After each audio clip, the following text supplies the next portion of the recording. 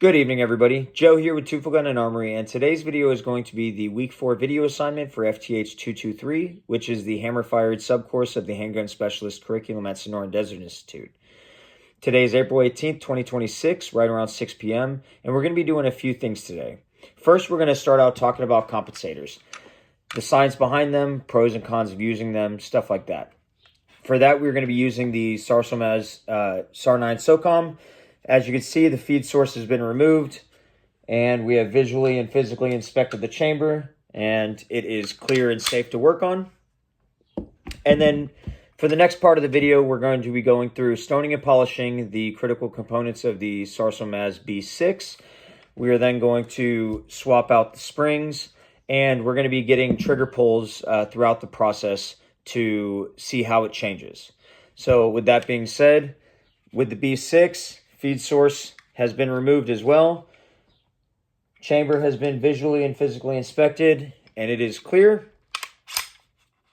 And these are safe and ready to be worked on. A compensator is a device that you attach to your firearm, and it assists in the reduction of felt recoil as well as the reduction of muzzle rise.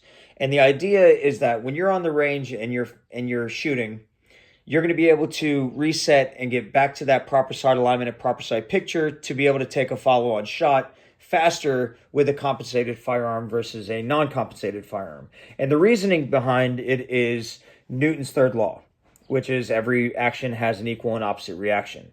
So when you don't have a compensator on your firearm, when that primer is struck and those powders ignite, that propellant ignites, you have 100% of that energy building up behind that projectile. And when it escapes, 100% of those gases are going forward, which means that 100% of the energy is going to go backwards into recoil.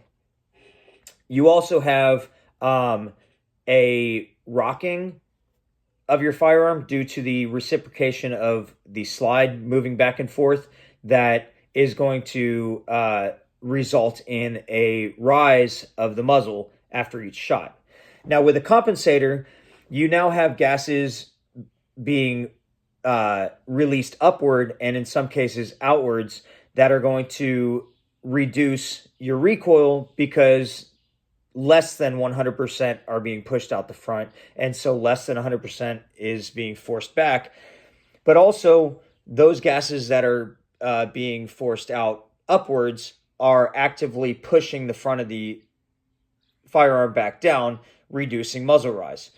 And so you're going to be able to get back to that reset faster because of that. Now, in addition to those two pros, you also have a longer barrel typically because of the threads extending past the firearm. That's going to increase your ballistic performance because the propellant has longer to burn. Now, on the con side of that, you're adding weight to your firearm, and you could get to a place where the energy is reduced so much that it no longer has the power to fully cycle the slide. Maybe there's too much weight for the energy. And so you have to start looking into means of mitigating that by way of window cuts in your slide or a reduced recoil spring or something along those lines. A compensator also typically makes it more difficult to field strip because you have to remove it in this case in the direct thread compensator. But those are some of the cons. First things first, we had to take our initial pull weights. And while the single action wasn't too bad at about 4.5 pounds, the double action was a staggering 11.25, which is super, super heavy. And the trigger almost wouldn't be half bad if that weight wasn't a factor. It's got very little take-up space and a nice crisp wall. But after that wall, I mean, it's just a super, super heavy trigger. So this is the before of all the parts that we're going to be stoning and polishing. Okay, as you can see, all these parts have been stoned down and smoothed out, deburred. What you're trying to accomplish by doing all this is to remove all of those micro burrs and friction points in the machining process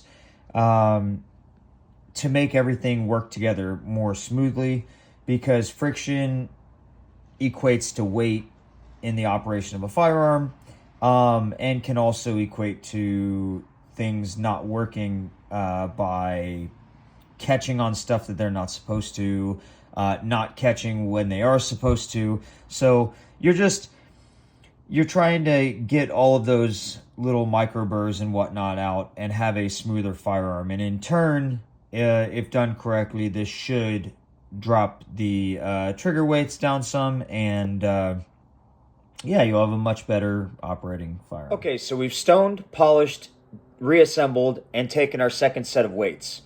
So just a refresher, double action, we were at 11 1/4, 11.2, and single action, we were at 4.6. We are now down to, for the average of the 5 pulls, 10.6 for double action, so a difference of 0.6 of a pound.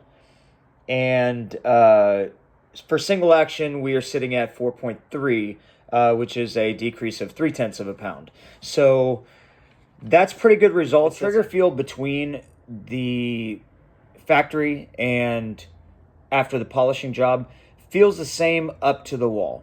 After the wall and the pull through, it feels a lot smoother than it did prior to. So you can definitely not only feel the difference in that 1/4 to 1/2 pound weight difference, but you also feel it in the actual trigger pull.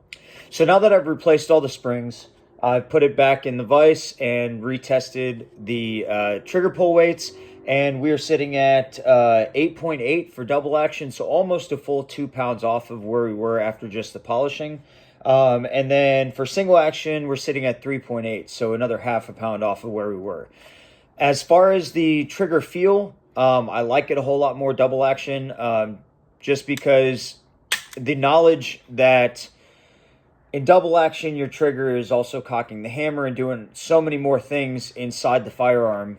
It's supposed to feel a little more stout, which it is, even though it's down sub 9 pounds. Now on single action, it's far lighter than what I'm used to in a handgun. I'm not sure how I feel. I'm definitely looking forward to getting it out on the range, but it's just you still got that little bit of take up space and that crisp wall, but after the wall, it's right there. The trigger feels good. It feels smooth and everything.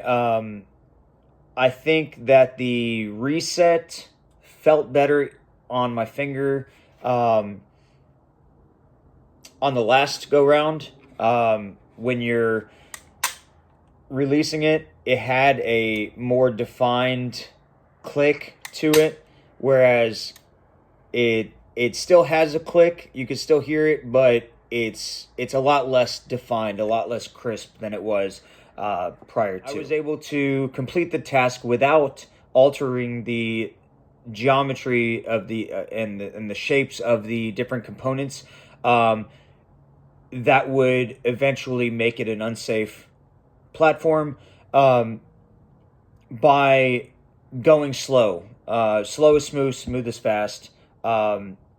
You can always take more off, but you can't always put material back on. So going slow is key, and stopping and checking your work is very important when doing something like this as well. Okay, so for the drop safety test, gonna cock the hammer. Firearm's not unsafe. Gonna try to push it past. Not with too much force, but with enough, and it doesn't move. Then I'm gonna hold the hammer, pull the trigger, let it go past the first, and try to do the same thing with the half cock, and it doesn't work. Weapon's not unsafe, fires. Unsafe, doesn't fire. Can't move the hammer back. Take it off safe. Put it back on safe. Still doesn't fire. Take it back off safe. And it works. Because of the experience gained by doing this assignment, I do feel confident in my abilities to perform this type of work in my shop. However, that doesn't mean that I still don't need practice. A wise man once told me practice makes permanent. You won't ever be perfect at anything from a perfection stance. So practice doesn't really make perfect, but it makes permanent. It instills that muscle memory, instills that proficiency and precision to continue bettering yourself. And with the industry constantly changing and the constant innovations, you always want to continue to practice on the latest and greatest throughout. Shy away from performing work like this in the future, and if so, why? Trigger jobs, yes, just because of the liability reason. At this point, I don't know if it's necessarily worth it. However, springs, on the other hand, springs, I truly feel like a lot of you have watched my channel and have seen me do spring jobs on, you know, the A56 Taurus revolver, the PSA dagger, and now this B6. And springs are a cheap upgrade that drastically improve your platform as a whole. And I feel they're constantly overlooked, and I would continue to preach that one of the things that you can do is to upgrade your springs, and I will always advocate for spring upgrades as a result of that, because having done these assignments and experienced how much it changes from start to finish, is just it kind of blows your mind a little bit. So to the end of the video, be sure to like and subscribe. It's the best way we grow together. And if you have any suggestions, any questions or anything, drop them in the comment box below. Until next time, I'm Joe at Twofold Gun and Armory, and I'll catch y'all later.